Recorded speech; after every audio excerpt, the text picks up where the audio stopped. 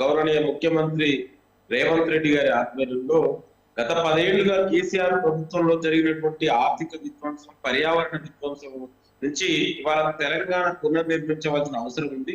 దానికి అనుగుణంగానే మన ప్రత్యేకించి ఆనాడు తెలంగాణ ఏర్పడినప్పుడు ఉన్నటువంటి ప్రభుత్వ భూములు, చెరువులు, నాలాలు అన్ని కూడా కబ్జా గురైనాయి. 10 ఏళ్లుగా బీఆర్ఎస్ పార్టీ నాయకులు, వాళ్ళ అనునాయకులు వాళ్ళందరూ కూడా కబ్జాకు గురైనాయి. ఇవాళ ప్రజా ప్రభుత్వంలో పర్యావరణాన్ని కూడా రక్షించాలి.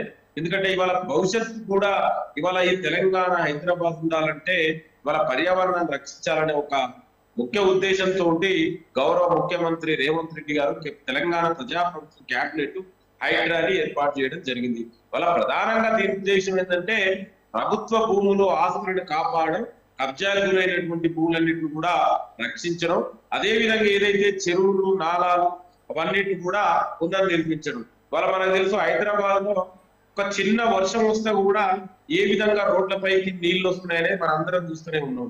సో దీన్ని భవిష్యత్తులో ఇట్లా జరగొద్ది. మన హైదరాబాద్ అనేది గ్లోబల్ నగరంగా ఎదుగుతున్నటువంటి సందర్భంలో ఇట్లా ప్రపంచ పెట్టుబడుల నగరంగా ఇవాళ హైదరాబాద్ నిలుస్తుంది.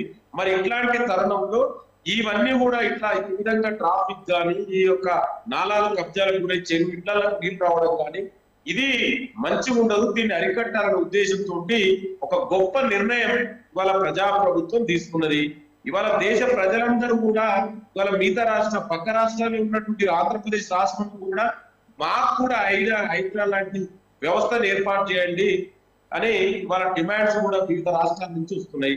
ఇవాళ మా ప్రజాప్రభుత్వం ముఖ్య ఉద్దేశం ఒకటే అండి. ఇవాళ కొంతమంది మాట్లాడుతుండొచ్చు, మరి 10 ఏళ్లుగా కబ్జా గురైనటువంటి భూములన్నీ ఎక్కడ పోయినాయండి? మీ హయాంలే కదా, 10 ఏళ్ళు మీ పరిపాలనలే కదా ఈ ప్రభుత్వ భూములు, నాలాలు, చెరువులు కబ్జా గురైనాయి. ఇవాళ అవన్నిటి కూడా రక్షిస్తున్నాం. దానికి ఈ అవాకులు చవాకులు వేయడం ఇవాళ వీళ్ళని చేస్తలే. ఎవరు ఒక్కొక్కటిగా డెఫినెట్ కూడా ప్రభుత్వం లక్ష్యం ఒకటే, ప్రభుత్వ భూములని కాపాడడం, చెరువులని కాపాడడం ఒక్కొక్కటిగా చేస్తుంది. ఇవాళ బీజేపీ నాయకులు కూడా మాట్లాడుతుంటారు, ఇవాళ మూసీ నది చేస్తే దాన్ని ఎందుకు చేస్తారని. మరి పక్కనే గుజరాత్ రాష్ట్రంలో సబర్మతి రవని రీజనరేట్ చేస్తే వాళ్ళకు వచ్చిన నష్టం లేదు. గంగా నదికి 1000 కోట్లు కేంద్ర ప్రభుత్వం రీజనరేషన్ ఇస్తే దాని గురించి మాట్లాడరు. మరి తెలంగాణలో వచ్చిన మూసీ నది రీజనరేట్ చేస్తే వీళ్ళకి అన్ని గుర్తొస్తాయి ఇప్పుడే.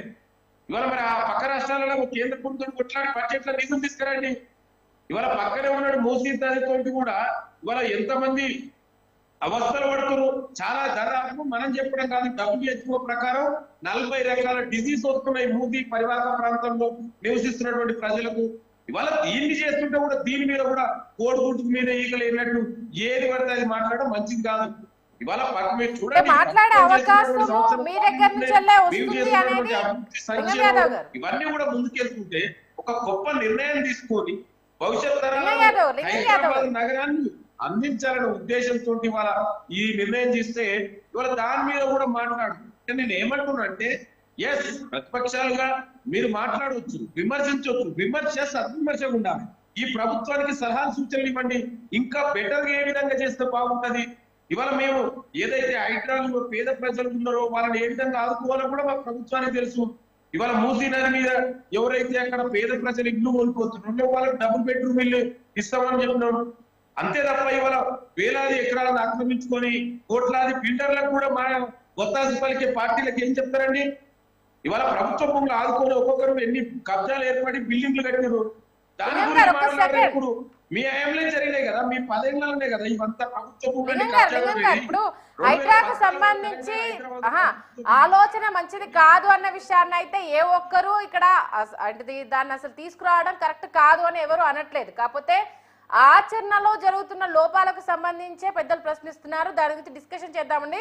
డిస్కషన్ చేసిన ఒక చిన్న బ్రేక్ తీసుకుందాం. బ్రేక్ తర్వాత హైడ్రా మరి తగ్గేదేలా అంటుంది. మరి కాంగ్రెస్ అయితే ఒక మంచి పని తీసుకొచ్చినప్పుడు ఖచ్చితంగా ప్రతిపక్షాలు విమర్శిస్తాయి. దాంట్లో ఉన్న మంచిని చూడడం కన్నా లోపాలు ఏమున్నాయని వెతికే ప్రయత్నం చేస్తారు అంటూ కూడా లింగం యాదవ్ గారు అంటున్నారు. అసలు దానికి సంబంధించి మరి బీజేపీ మీద మూసీ ప్రక్షాళనకు సంబంధించి బీఆర్ఎస్ బీజేపీ చేస్తున్న రాద్ధాంతం